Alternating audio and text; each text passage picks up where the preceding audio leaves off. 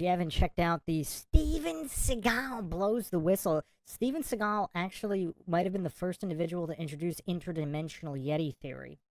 You can check out that episode on MINDSHOCK.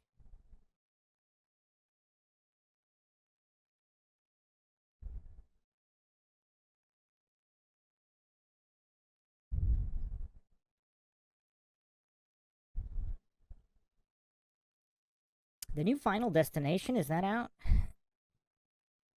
I gotta check that one out. Snow Beast, 1977, was in Colorado. That one sounds familiar. What was the one from 50s? 50 something? There was also this. Okay, here, this one is maybe the one I'm thinking of. Yeti, Giant of the 20th Century. No, it wasn't this one. That one looks real hokey.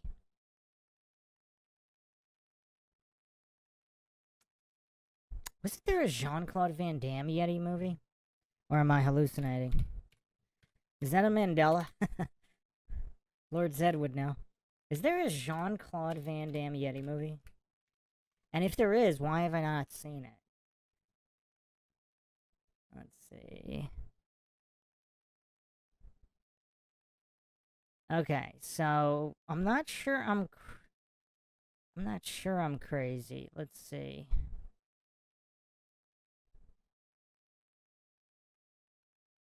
There was... Now, I don't see it as IMDb.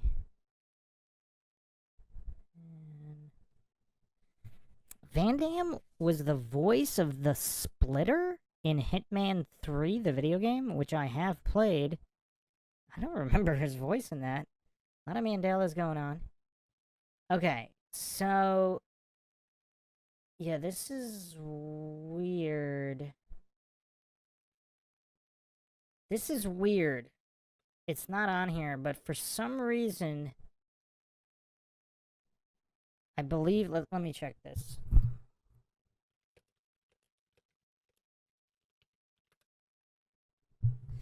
Oh yeah, here we go. Here we go. I'm not going crazy. So, the ActionElite.com has a write-up here. Abominable, the JCVD flick we never saw. So, there was actually an article from Variety. Get ready, Yeti. Jean-Claude Van Damme is coming to Tibet. Universal Pictures has purchased the action-adventure script Abominable for producer Moshe Diamond, Time Cop. The Muscles from Brussels is attached to star in the project that would pit the action star against the abominable snowman. Wow. Yeah, why did that never happen? That's crazy. The budget was supposed to be $80 million. Whoa. Oh, this is from years ago. This is from 95? 96? 96? Because he's putting the finishing... This is before Double Team. He's putting the finishing touches on his directing debut, The Quest. Yeah, I remember Abominable being used. I don't remember it that far back. I remember it being used maybe 2011-ish. This Variety article is actually all the way 1995. Wow. So he was this project was just in the pipeline for a while. Whoa, actually, okay, this is great. Here's an article on Van Damme was actually supposed to be in a bunch of horror movies. All right, here we go. Here we go. We're off to a good start for this live Q&A. Okay, check out this article from Screen Rant. I'm going to go through the whole article here.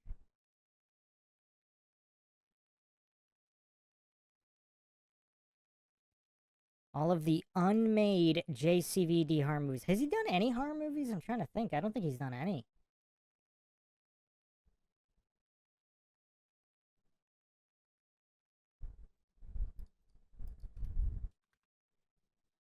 Don't believe he's done any. Let me catch up in the live chat in a second here. But I remember Abominable. That was news for a while. Like, I think... Let me see if... Welcome, Big Pine Sailing, The Fallen Slaves of Saul. Fallen Slaves of Saul says, Yetis were the parents of Van Damme.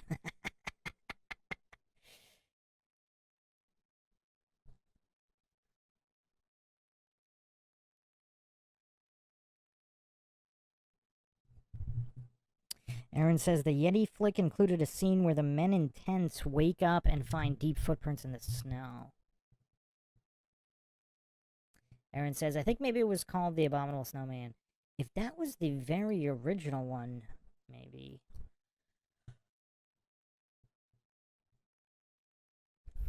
Oh, wow. Yeah, the very original one is the 57 British version. Okay. Yeah, it was probably that one then.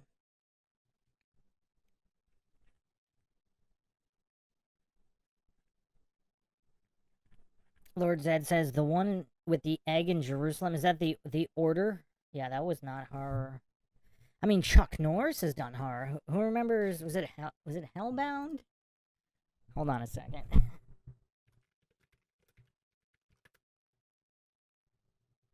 Yeah, it was Hellbound. This one was great. Chuck Norris fighting demons. This one used to be on TV all the time in the 90s. Who has seen Hellbound? We need to get to a Chuck Norris deep dive at some point where we do a comprehensive ranking of all of these classic films. These cinematic masterpieces that somehow went unrecognized by the Academy. I don't know how, but they did. Let's get back to Van Damme horror movies here. So, Van Damme, legendary action star. Here are some of his unmade horror projects. Van Damme's acting breakthrough was almost going to be the original Predator, where he was cast as the titular hunter. Sadly, the original costume not only looked terrible, but also proved nearly impossible to work in. When it was redesigned, Van Damme was fired, but in the years that followed, his fighting prowess and the likes of Double Impact, Universal Soldier, and Hard Target made him a movie star. Yeah, it's kind of like been, it seems like it was a theme here of just Van Damme and his issues with getting horror movies made. Toward the end of the 90s, Van Damme's big screen career started to wane with flops like Double Team, but how dare they? Double Team was phenomenal. But he's continued to impress with straight-to-DVD efforts like Universal Soldier Regeneration. I actually didn't think that was very good. I need to rewatch them. I don't remember them. There's so many movies, and then there's the unofficial sequels without Van Damme, of which, like the straight-to-DVD or TV movie sequels of Universal Soldier. He also proved he has an impressive set of acting chops, too. He's evolved into a fine character actor in later years. While Van Damme has made movies with sci-fi or light horror elements, he's never made a straight-up horror film. That's not to say he hasn't come close. Here's a guide to Van Damme's unmade horror projects. Holy Blood. Sheldon Lettich has worked with Van Damme on several movies like Double Impact and The Order.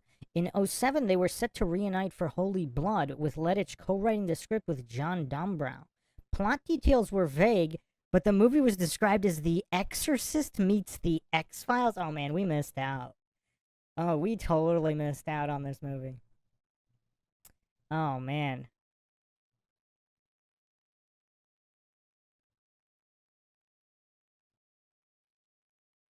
If I play trailers, it's going to get copyright struck. I mean, I'm still having trouble getting some of the live Q&As back up because of the copyright. So, I mean, yeah, welcome Truth Trollette. It dealt with occult elements. Sadly, nothing was really heard about Holy Blood following this initial announcement. Yeah, that's a shame. Van Damme, Sheldon Lettich in a horror movie that's The Exorcist meets The X-Files? Like a kickboxing Mulder? doing jumping split kicks to demons possessing humans. That sounds great. That sounds great. I think we really missed out on that one.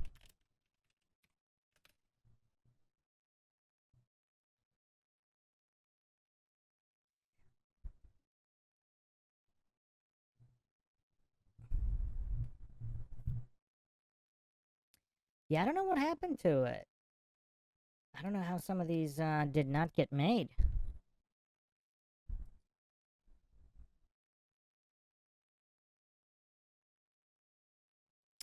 Alright, next up, Abominable.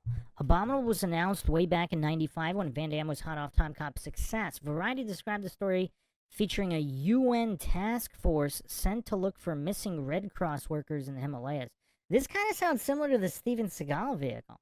With a murderous Yeti being the culprit, info is tough to find on Abominable, though directors like Rennie Harlan were linked to it. It was described as Predator in the Snow. While the script sold for a neat sum, it seems Van Damme's waning box office power around this time caused it to be canned. So there's another Abominable that did come out eventually. This is the 29... Oh, wait. No, that's not... Okay, so there's the 2019... What is this?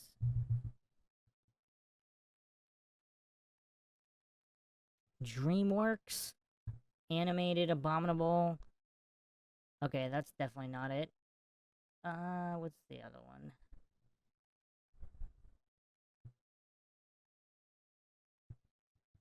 Okay, yeah, there's another one. What's the year here? Oh, wow, 2006? I guess it's this one. So there's, yeah, low budget one. Directed by Ryan Schifrin. I guess that's a I thought there was yet another one post 2010.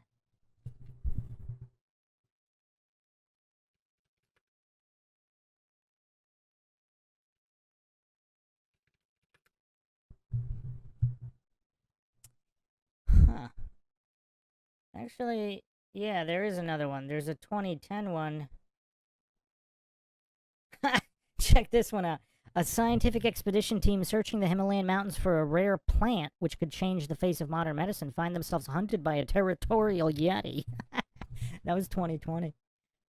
Oh, this looks bad. This looks real bad.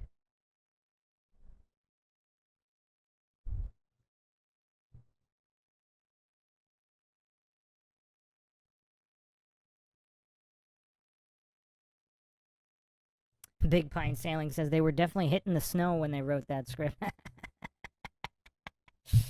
Oh, man. Alright, let's finish this article on Van Damme's unmade horror films here.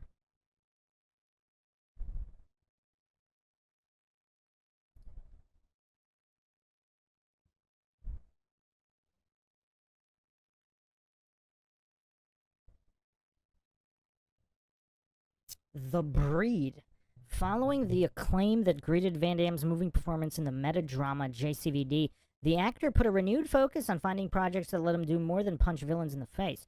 In 2009, he announced at the Cannes Film Festival that he was making a horror movie called The Breed, which he praised as a great story, great script with true emotion. The only plot detail he gave was that it was set in a village where strange things happen, possibly suggesting a folk horror angle. The Breed was yet another project that seemed to wither and disappear, unfortunately. Yeah, that sounds pretty cool. You know what's kind of weird to think about? What's kind of weird to think about is all of the potentially great and original projects that never got made. Just in general. The Legend of Johnny Jones? What? What is this?